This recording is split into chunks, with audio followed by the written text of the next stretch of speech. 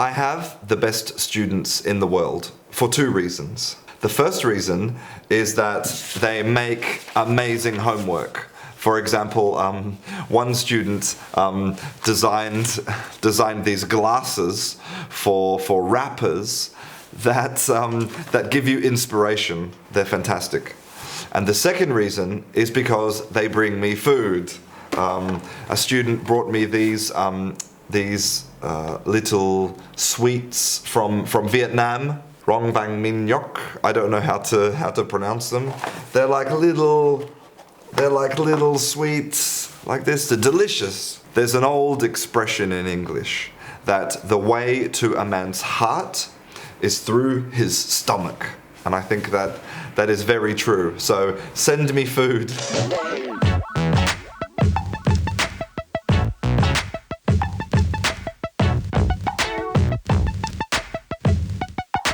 Hello and welcome to Canguro English. I'm Christian, and today I am going to be teaching you about the word would. So recently I have talked a little bit about some abstract topics, but today I want to go back to basics and talk to you about a word which is very common in English, but has so many different meanings and uses. But by the end of today's class, you will know how to use would perfectly. I promise. Okay, so what type of word is would?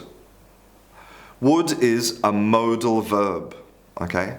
A modal verb gives extra meaning to another verb. It can indicate probability, or possibility, or permission, or politeness, okay? And also there are some rules about modal verbs, okay? So the first one is that modal verbs have no conjugation, okay? So would, in the past, wooded, doesn't exist. Or in the future, would, okay? It's not possible, no conjugations. The second thing is that we always use modals with the bare infinitive. The bare infinitive is the infinitive with no to, okay? So, I would go, not I would to go. And the third thing is that we must use a modal verb with another verb, okay? It cannot be alone. It gives extra meaning to the verb that it is with. So let's look at the different usages of would. So the first one is to be polite, to be educated, to be well-mannered. So for example, would you pass the salt? In this case, the function of the word is only to be polite. Because generally in English culture, being polite is indicated more in the language that you use rather than your actions. Whereas maybe in your culture, the words that you use are not so important, the actions are more important, okay?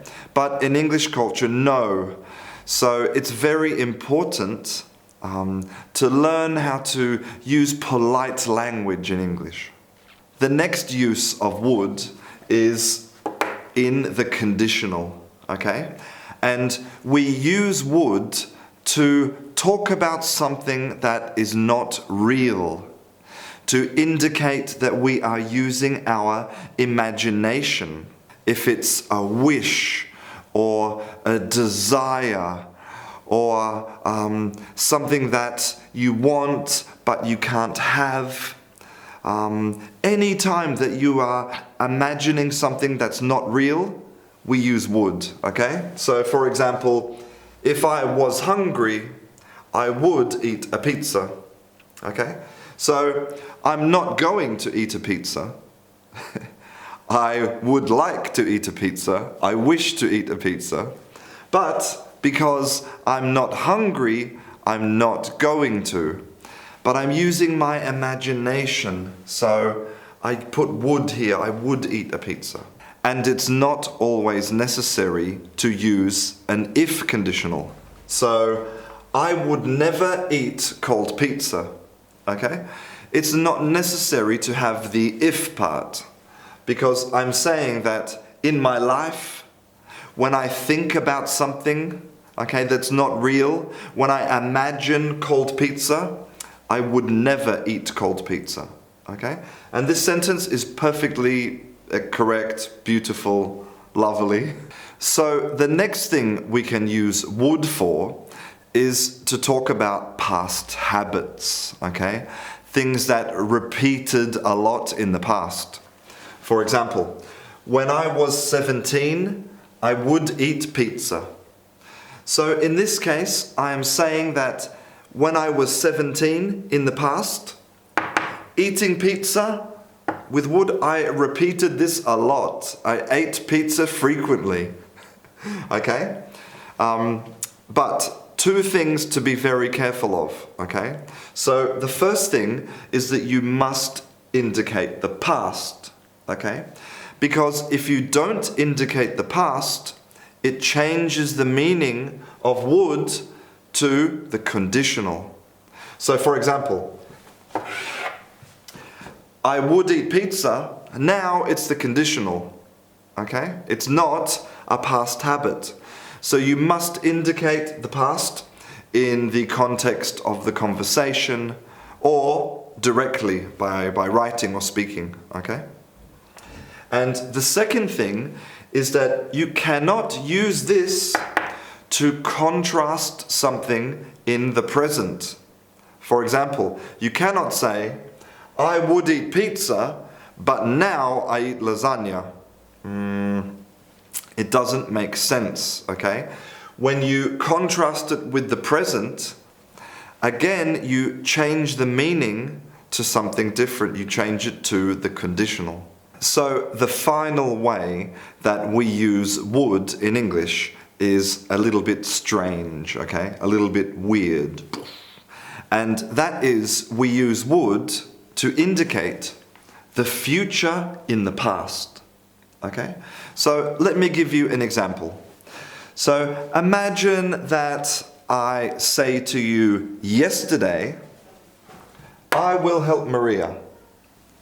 Yesterday, I will help Maria. But today, you tell your friend, you say, Christian said he would help Maria. Okay?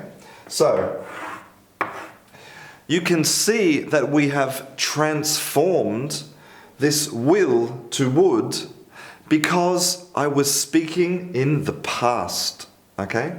So, this is the future in the past. But this technique has a little problem, and that is that it only works in subordinate clauses unless it's negative. Let me show you, okay? So, I will help Maria. Here we have the future and it is affirmative. When we use reported speech, Christian said he would help Maria. Perfect, okay? Good. Because here we have the subordinate clause. Christian would help Maria. It doesn't work. In this case, because we have no subordinate clause, it changes the meaning of would. It means a past habit, like in the previous use of would, a past habit, or it could mean the conditional, but it doesn't mean the future of the past, okay? But if it's negative, yes. I will not help Maria. Christian said he wouldn't help Maria. That's good, that's perfect. And also, Christian wouldn't help Maria. Because it's negative, it doesn't require a subordinate clause. I'm sorry. This is one of the strange and peculiar things in English. Well, that was the class about would. Hopefully now you feel super confident using this word and you understand exactly when you can use it. So now it's your turn to practice. If you would like to see any more videos about the English language, then don't forget to subscribe. I'm Christian, this is Canguro English. I'll see you in class.